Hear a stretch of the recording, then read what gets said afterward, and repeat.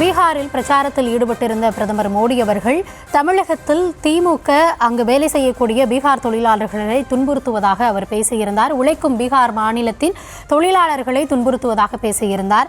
இதனையடுத்து பாஜக தரப்பில் அண்ணாமலை அவர்கள் திமுக என்று மட்டுமே அவர் குறிப்பிட்டு பேசியிருந்தார், தமிழக மக்களை அல்ல அப்படின்ற ஒரு விளக்கம் அளிக்கப்பட்ட பொழுது திமுக தரப்பிலிருந்து தமிழ்நாடு என்றாலே அது திமுக என்று பொருள்படுத்தி தான் அவர் பேசியிருக்கிறார் அப்படின்ற ஒரு விளக்கத்தையும் கொடுத்திருக்காங்க. இந்த தருணத்தில் நம்முடைய இணைந்திருக்கிறார் அதிமுகவிலிருந்து திருமதி சசிரேகா அவர்கள். மேம் வணக்கம். இணைப்புல வந்தமைக்கு முதல்ல நன்றி. வணக்கம். அவர்கள் பேசினது அது இங்க தமிழகத்துல எதிரொலித்திருப்பது முதலமைச்சருடைய கண்டனம். முதல்ல இதை நீங்க எப்படி பாக்குறீங்க? பிரதமர் பேசியதில் என்ன தவறு இருக்கிறது? இவர்கள் திமுக துன்புறுத்துகிறது அப்படின்னு சொன்னா அது ஸ்ட்ரெயிட்டா திமுகவை தான் குறிக்கும். எப்படி அது மாற்றி தமிழ்நாட்டையும் தமிழக மக்களையும் குறிக்கும்? இந்த பிரிக்கிற வேலையை திமுக எப்போதுமே சிறப்பாக செய்வார்கள். ஏன் நான் திமுகவை தான் குறிக்கும்னு சொல்றேன்னா, இப்போ ஹிந்தி படித்தால் முன்னேறலாம் அப்படின்னாக்கா இந்த ஹிந்தி படித்த பீகாரிகள் இங்கேயே வடநாட்டவர்கள் இங்கே பானிபூரி விற்கிறார்கள் அப்படின்னு கேட்டது யாரு? அமைச்சராக இருந்த பொன்முடி அவர்கள். பான்பராக் வாயன்கள் என்று பேசியது யாரு? அமைச்சராக இருந்த பொன்முடி அவர்கள். இதே நேரு அவர்கள் என்ன சொன்னார்? பீகாரிகள் குறைந்த அறிவு கொண்டவர்கள், அவர்கள் டாய்லெட் கழுவுறதுக்கு தான் அந்த வேலையை தான் செய்யக்கூடியவர்கள், அதை செய்யத்தான் லாயக்கு என்ற பொருள்பட அவர் பேசினார். டாய்லெட்னு நான் நாகரிகமா சொல்றேன்.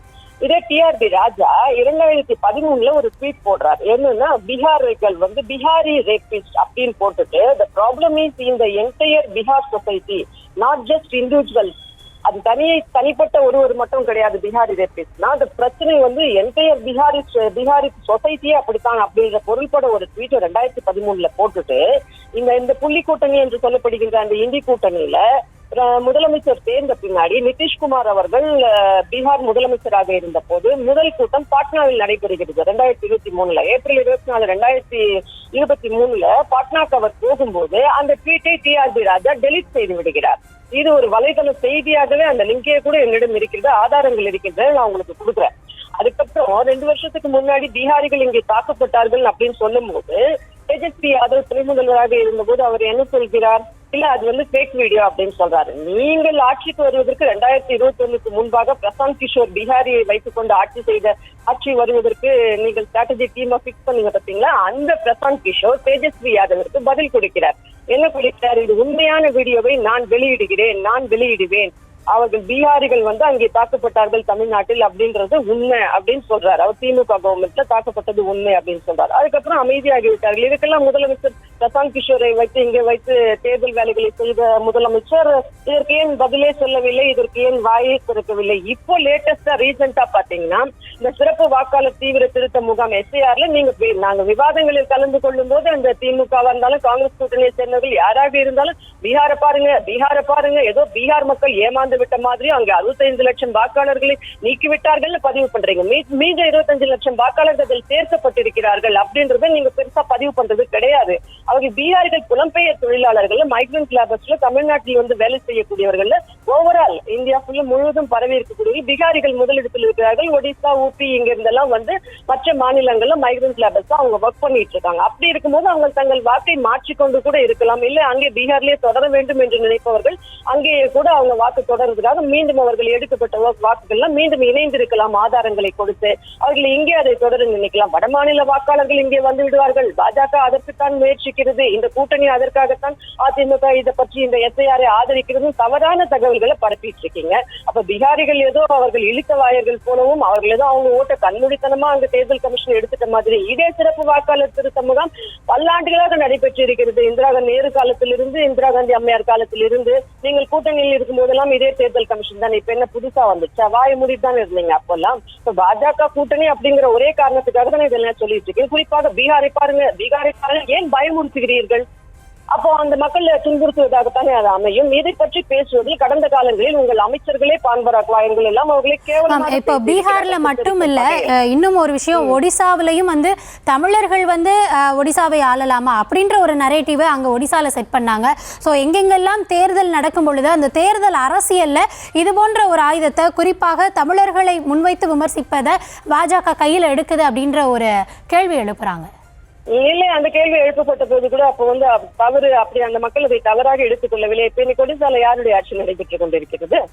அதே பாஜக ஆட்சி தான் நடைபெற்று கொண்டிருக்கிறது. நீங்க இன்னைக்கு பிரச்சனை பீகாருக்கு வாங்க, இது பீகார் தேர்தல். பீகாரிகளை பற்றி அமைச்சர் பொன்முடியும், அமைச்சர் நேருவும், அமைச்சர் TRP ராஜா போன்றவர்கள் எல்லாம் இன்னைக்கு விவாதங்கள் இவங்க சார்பா வரக்கூடிய திமுக காங்கிரஸ் கூட்டணியை சார்ந்தவர்களும் இதை பற்றி பேசினாங்களா பேசலையா? இதெல்லாம் உண்மைதானே? அப்ப அவர்கள் சொல்லத்தானே செய்வார்கள். அதை இது இல்லைன்னு மறுக்க முடியுமா? முதலமைச்சர் துன்புறுத்துகிறார், பிரதமர் துன்புறுத்துகிறார் அப்படின்னு அங்க பிரச்சாரத்துல சொல்கிறார். இல்லை, அப்படியெல்லாம் எதுவும் இல்லை, இதற்கு எந்த உதாரணமும் இல்லைன்னு நம்மளுடைய முதலமைச்சர் ஸ்டாலினால சொல்ல முடியுமா? இல்ல மேம், இப்போ என்னன்னா ஒவ்வொரு பகுதியிலையும் திமுகவை தான் குறிப்பிட்டு பேசுறாங்க, இல்ல தமிழர்கள் அப்படி நம்ம கடந்து போயிட முடியாதுல்ல. அப்ப அதிமுகவினுடைய ரோல் என்ன? அதிமுக அதற்கு எதிர்வினை ஆற்றவில்லையா?